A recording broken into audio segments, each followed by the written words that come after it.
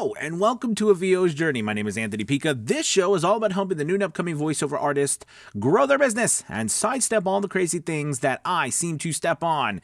It is Tuesday, the 3rd of August. Great to have you guys. Real quick before we get started, make sure you hit that like and subscribe button if you are new here or you've just been waiting. And also, we're highlighting my course on how to make $20,000 in voiceover on Fiverr. That link will be below, or you can also check it out on avosjourney.com.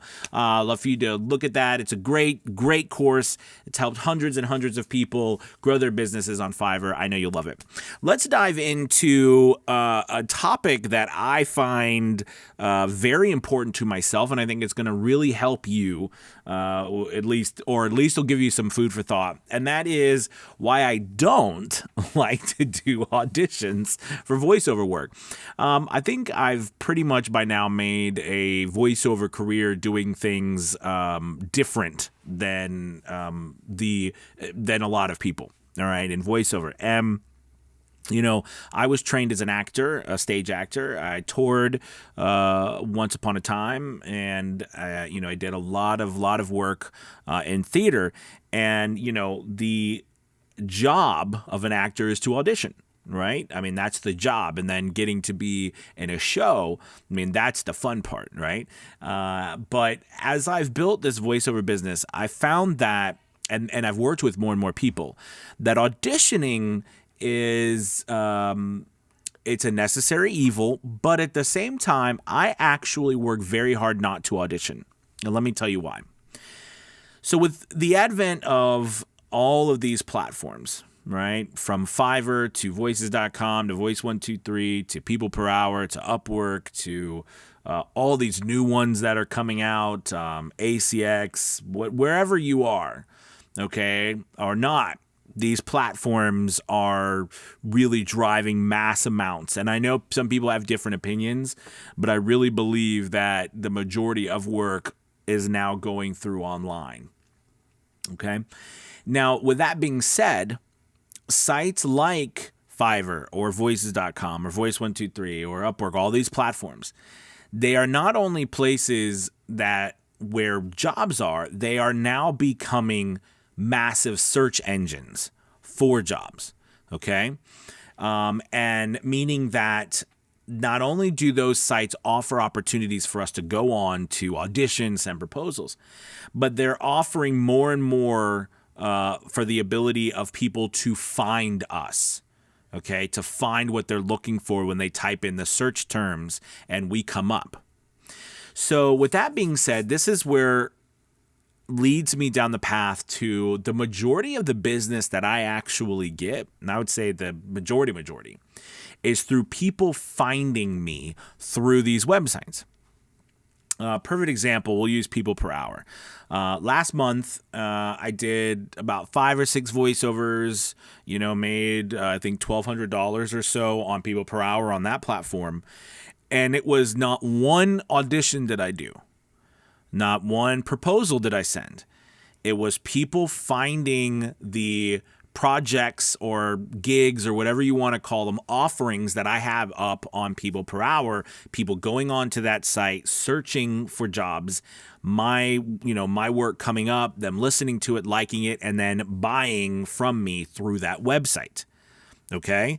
That is how I am generating pretty much all of my income. Now, if someone finds me and then asks me to audition privately for them, yes, absolutely, I'll send an audition or I send my samples or a demo, etc. Okay, that's different in my opinion, but the cattle call mentality that's happening all over the voiceover industry right now through these websites, it's not sustainable for you and I to make a living from. Okay, it's not sustainable when you and I are going up against 100, 200, 300 voice actors every single time a job comes up.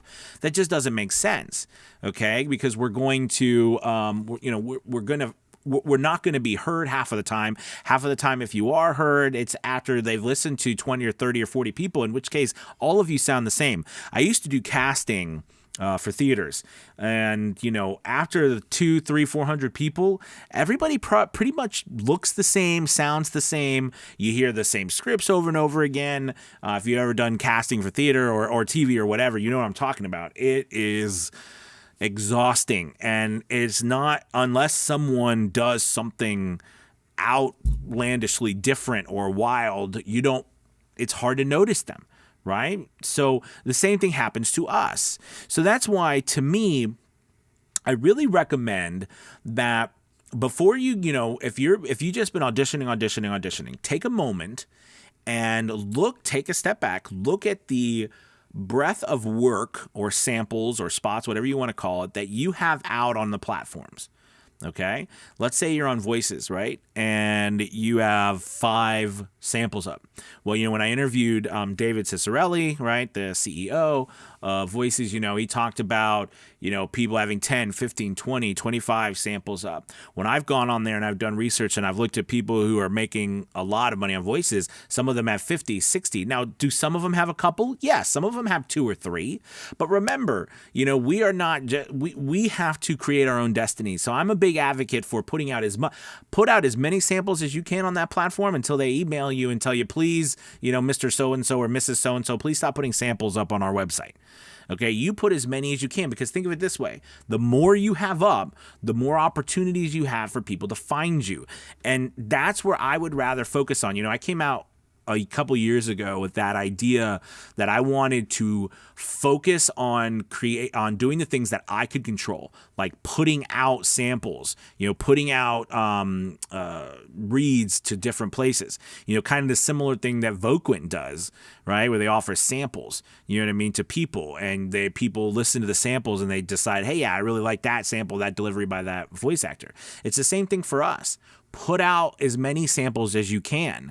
Once you've put out so many samples that people are going to have to find you, okay, then it's worth you then going back and starting to audition more. But by that time, you should be getting work. And I don't mean like 5 or 6 samples. I mean hundreds and hundreds of them. And the answer and the question would be why. And my response would be, why not? Why not? If you want, and I say this, if you want wild success, you got to do wild action. You got to take wild action. Okay? And again, this is us representing ourselves. Okay? We have to take wild action, wild activity to get ourselves out there. So I would say that if you're trying to figure out, okay, should I be auditioning? Should I be, making a new demo? All right? My recommendation is you get on as many websites as you can and you fill out those websites until they tell you please stop. You put up as much stuff as they allow you to put up. Okay, because that's where people are going. These websites are spending hundreds of millions of dollars on marketing and advertising. We can't compete against that. Okay, but we can be on those sites and we can surely compete on them.